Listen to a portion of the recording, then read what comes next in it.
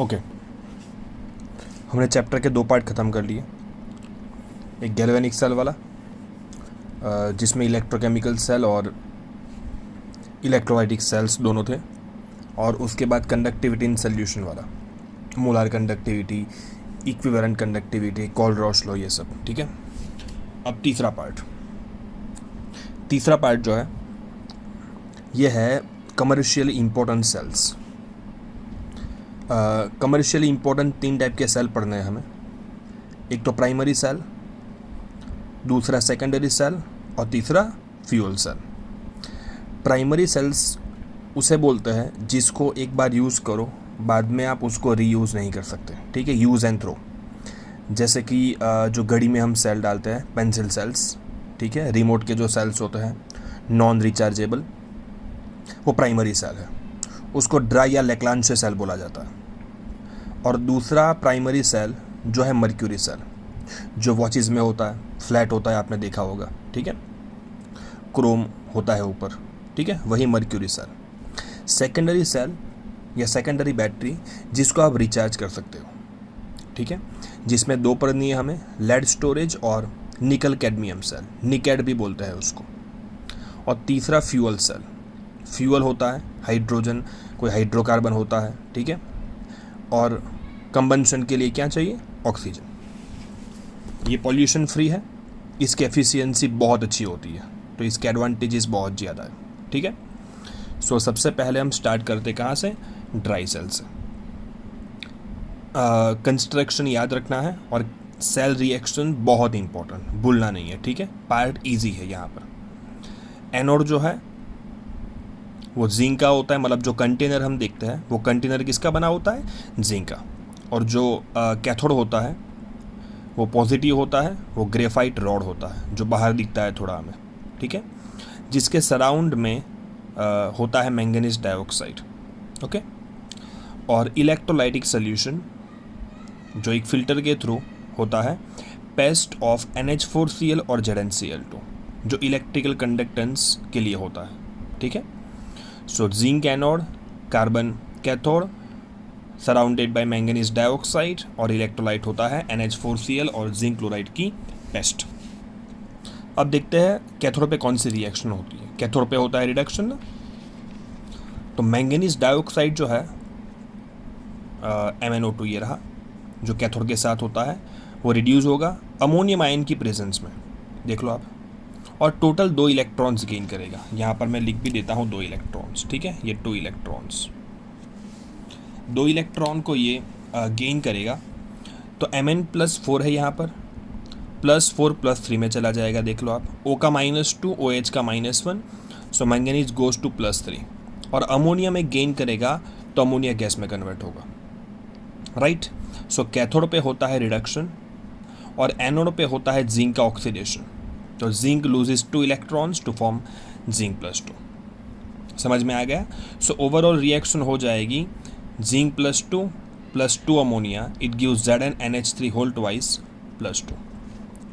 और ये सेल का, ये याद ना रखो तो भी चलेगा, कैथोड और एनोड की इंडिविजुअल सेल रिएक्शंस आपको याद रखनी है, बहुत इंपॉर्टेंट है। इवन ये बोर्ड लेवल पे भी पूछा जाता है।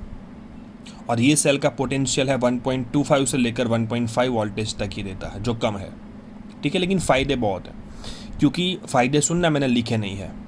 सेल पोटेंशियल भले लो है, लेकिन इसका ट्रांसपोर्टेशन बड़ा आसान है। उसका रीज़न है कि केमिकल्स जो अंदर यूज़ होता है ना, वो सबके सब सॉलिड है, लिक्विड कोई नहीं है, तो कोई गिर जाए या ऐसा कोई प्रॉब्लम यहाँ पर नहीं होता है। समझ में आ गया? तो इसका बहुत बड़ा फ़ायदा है कि इसका ट्रांसपोर्टेशन बड़ा आसान होता है। ओके, चलो अभी दूसरे सेल पे चलते हैं। ये सेल है मर्क्यूरी सेल, जिसमें एनोड पे होता है जिंक अमालगम, कैथोड पे होता है paste of mercuric oxide plus carbon. ठीक है, और electrolytic solution moist paste of KOH plus zinc oxide. Okay, मतलब बेसिक मीडियम होता है इन शॉर्ट। चलो रिएक्शंस देख लेते हैं। एनोड पे जिंक ये बेसिक मीडियम की प्रेजेंस में ऑक्सीडाइज होके बनाएगा जिंक ऑक्साइड, मतलब जिंक +2 बनाया। ठीक है, OH- है तो वाटर का बनना तो तय है। और कैथोड पे जो मर्क्यूरिक ऑक्साइड है ये एक्वियस सोल्यूशन में 2 इलेक्ट्रॉन गेन करेगा और बनाएगा मर्क्यूरी मेटल। समझ में आ गया? जिंक बनाएगा जिंक +2 और मर्क्यूरिक बनाएगा मर्क्यूरी। इसका सेल पोटेंशियल लिखा है मैंने 1.30 होता है, जो भी कम होता है, लेकिन स्मॉल इलेक्ट्रॉनिक डिवाइसेस को रन करने के लिए वी कैन यूज़ इट। समझ में आ गया? सो ये थे प्राइमरी सेल्स। अब ये है सेकेंडरी सेल। सेकेंडरी सेल में लेड स्टोरेज सेल या बैटरी बहुत इंपॉर्टेंट है, ठीक है।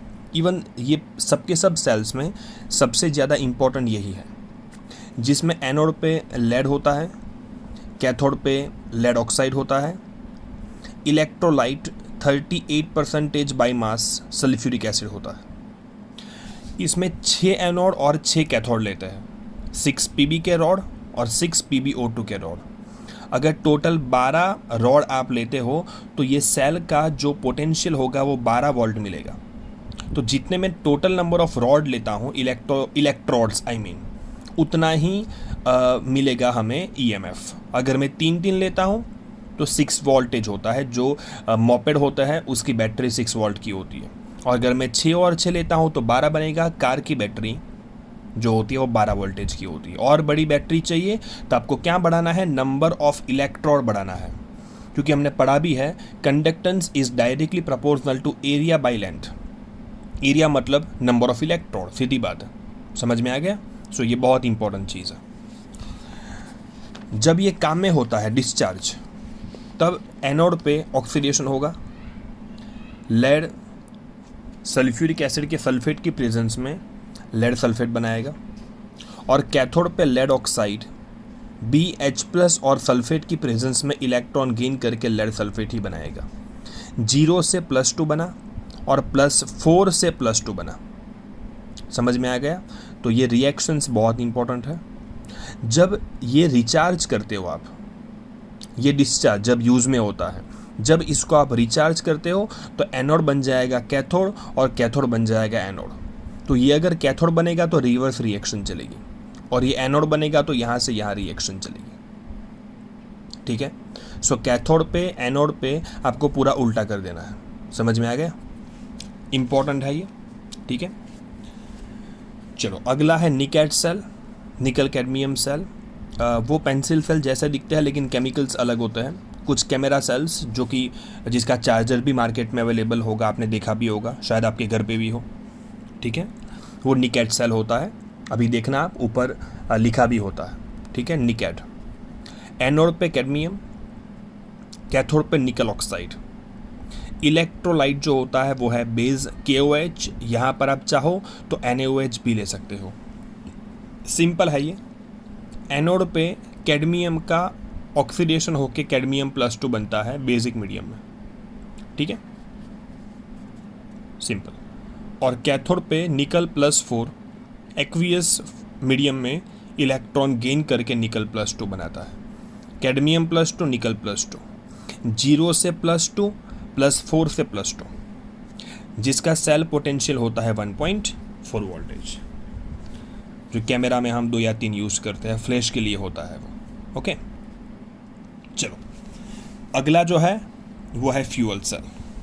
फ्यूअल में हम एक ही देखने वाले हैं, H2O2 fuel cell, hydrogen oxygen fuel cell. ये बहुत अच्छा होता है क्योंकि पॉल्यूशन फ्री है, इसका बाई प्रोडक्ट वाटर है। और अपोलो यान जो हमारा लॉन्च हुआ था नासा की तरफ से, उसमें एस्ट्रोनॉट्स ने इसी पानी का यूज़ किया था पीने के लिए, तो इतना प्योर वाटर भी होता है ये, ठीक है, फ़ायदेमंद है। एफिशिएंसी बहुत बढ़िया होती है, 95% होती है, यहाँ लिखा है मैंने, देख लो आप। इसमें इलेक्ट्रोपोरस, ओके, पोरस वाला कार्बन होता है, graphite, impregnated with catalyst, platinum, silver या मेटल ऑक्साइड। आप मान सकते हो स्प्रे किया है इसके ऊपर कार्बन का। इलेक्ट्रोलाइट बेसिक मीडियम, KOH या NaOH। एनोड पे ऑक्सीडेशन होता है, तो ऑक्सीडेशन रिएक्शन हाइड्रोजन का ऑक्सीडेशन होकर पानी बनता है बेसिक मीडियम में। और कैथोड पे ऑक्सीजन इलेक्ट्रॉन गेन करके एक्वियस फॉर्म में OH- बनाएगा। ओके, और ये फ्यूल सेल की थर्मोडायनेमिक एफिशिएंसी एफिशिएंसी बेसिकली होता है output by input. Output is Gibbs free energy thermodynamically, that delta G is equals to n F. यहाँ पर माइनस ना लिखो तो चलेगा, ठीक है, माइनस डेल्टा जी अंडरस्टूड होता है. तो delta G is equals to n F E minus n F E, और ये है input that is delta H, ठीक है, एंथैल्पी. और H2 टू फ्यूअल सेल में ये 95% होता है. समझ में आ गए? चलो, अभी मैंने यहाँ पर कुछ एक्स्ट्रा चीज़ें बताई है और उसके बाद हम देखेंगे चैप्टर का लास्ट टॉपिक जिसका नाम है कोरोजन. चलो, ये है कॉन्सेंट्रेशन सेल.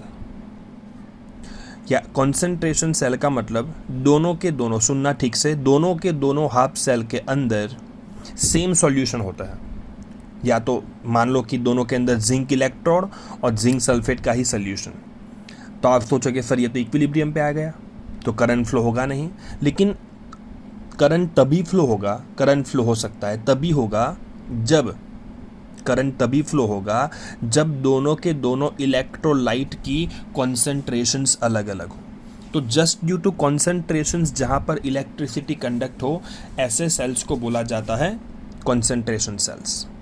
दो टाइप के होते हैं, इलेक्ट्रोड कॉन्सेंट्रेशन सेल और इलेक्ट्रोलाइटिक कॉन्सेंट्रेशन सेल.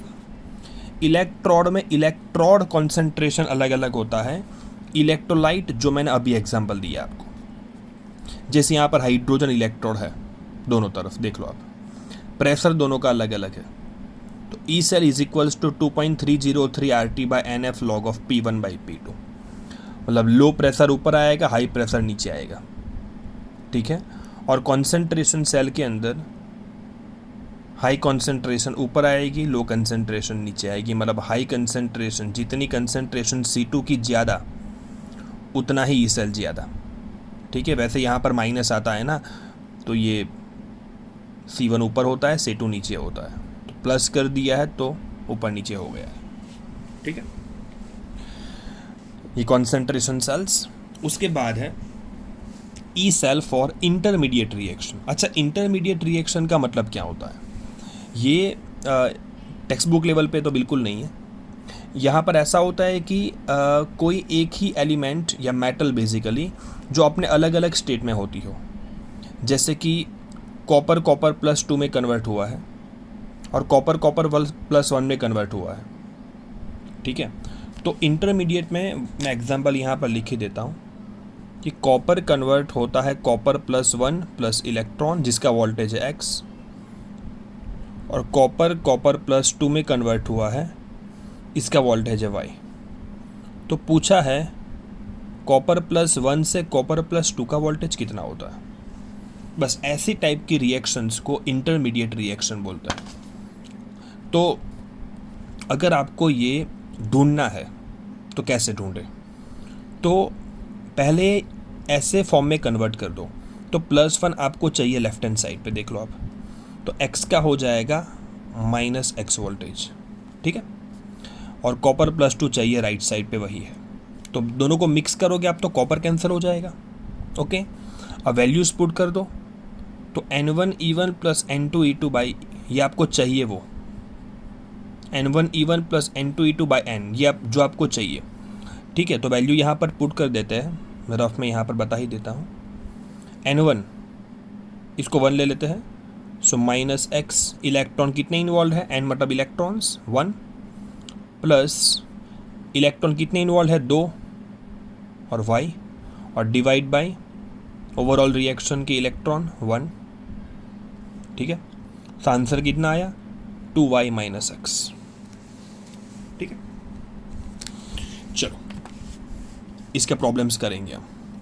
उसके बाद है calculation of degree of dissociation.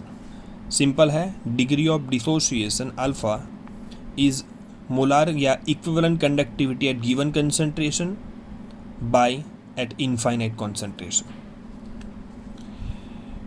ये एक और छोटा सा टर्म है, एब्सोल्यूट आयनिक मोबिलिटीज़. अगर मैं U इनफाइनाइट से इसको डिनोट करूँ तो lambda infinite by Faraday constant 96500.